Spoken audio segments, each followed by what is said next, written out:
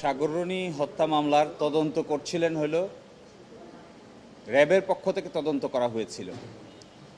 রাষ্ট্রপক্ষ এই র্যাবের পক্ষ থেকে তদন্তকে সরিয়ে উচ্চ পর্যায়ে টাস্কফোর্স গঠন করার জন্য দরখাস্ত দিয়েছিলেন।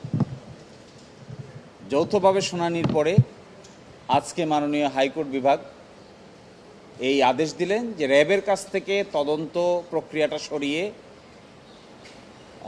হোম মিনিস্ট্রির অধীন, স্বরাষ্ট্র মন্ত্রণালয়ের অধীনে উচ্চ পর্যায়ের টাস্কফোর্স গঠন করা হবে এবং সেখানে অভিজ্ঞ তদন্তকারী কর্মকর্তাদের সমন্বয়ে আগামী 6 মাসের মধ্যে তদন্ত সম্পন্ন করে 6 এপ্রিলের মধ্যে উচ্চ আদালতে অর্থাৎ হাইকোর্ট বিভাগে এই তদন্ত রিপোর্ট সাবমিট করতে হবে। এই দরখাস্তের মাধ্যমে এখন আর র্যাপিড অ্যাকশন ব্যাটালিয়ন বা র্যাব তদন্ত করতে পারবে না।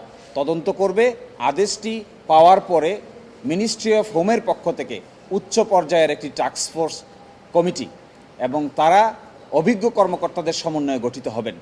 আশা করা যায় এই প্রক্রিয়া তদন্ত অগ্রসর হলে যে ক্লুগুলো আমরা পেয়েছি, আরও যে সমস্ত কনফিডেন্সিয়াল ডকুমেন্ট আমাদের দেখার সুযোগ হয়েছে, আশা করা যায় এরই মাধ্যমে দীর্ঘদিন পরে এই রহস্যের উন্মোচন হবে।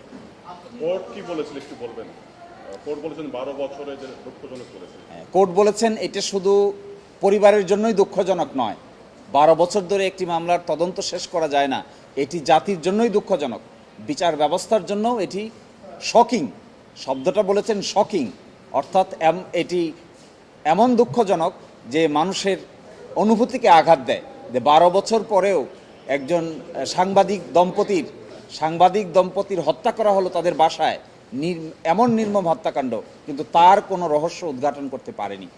আশা করা যায় আমরা যে সমস্ত ডকুমেন্ট দেখেছি, প্রাইমারিভাবে যে সমস্ত ক্লু সেখানে আছে, অত্যন্ত আশাব্যঞ্জক। আমরা নিশ্চয়ই পরিবারের পক্ষ থেকেও তারা এখন নতুন করে দিক নির্দেশনা পাবেন এবং সেখানে যদি সেই ক্লুগুলো নিয়ে আলোচনা করা যায়, সুনির্দিষ্টভাবে অগ্রসর করা যায়, তাহলে অবশ্যই এই সময়ের মধ্যেই আশা করা যায় একটি সফল তদন্ত সম্পন্ন করা সম্ভব হবে এবং রিয়েল কালপ্রিট যারাই আছে, যেখানেই আছে, যে অবস্থায় আছে, তারা আদালতের সামনে হাজির হতে বাধ্য হবেন। আমরা নতুন আশা দেখছি এখন নতুন আশা দেখছি এবং আসলে স্পেসিফিক কোনো বাহিনীকে না দিয়ে বিশেষ করে র্যাবকে যে বাদ দেওয়া হলো, এটা আমরা খুবই খুশি।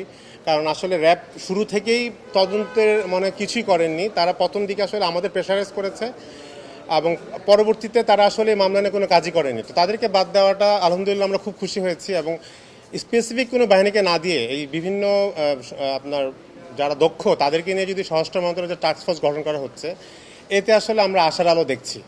কিন্তু সম্পূর্ণ আশাবাদী হওয়ার আসলে যতক্ষণ পর্যন্ত না হয় ততক্ষণ পর্যন্ত তো আশাবাদী হতে পারছি না, কিন্তু আমরা মনে করি যে আসলে এবার কিছু একটা হবে। এবং যেভাবে দেখলাম যে কোর্ট আসলে 6 মাস সময় বেঁধে দিয়েছে, তাদের মনে হচ্ছে সরকার আসলে আন্তরিক এবং যেটা খুব জরুরি।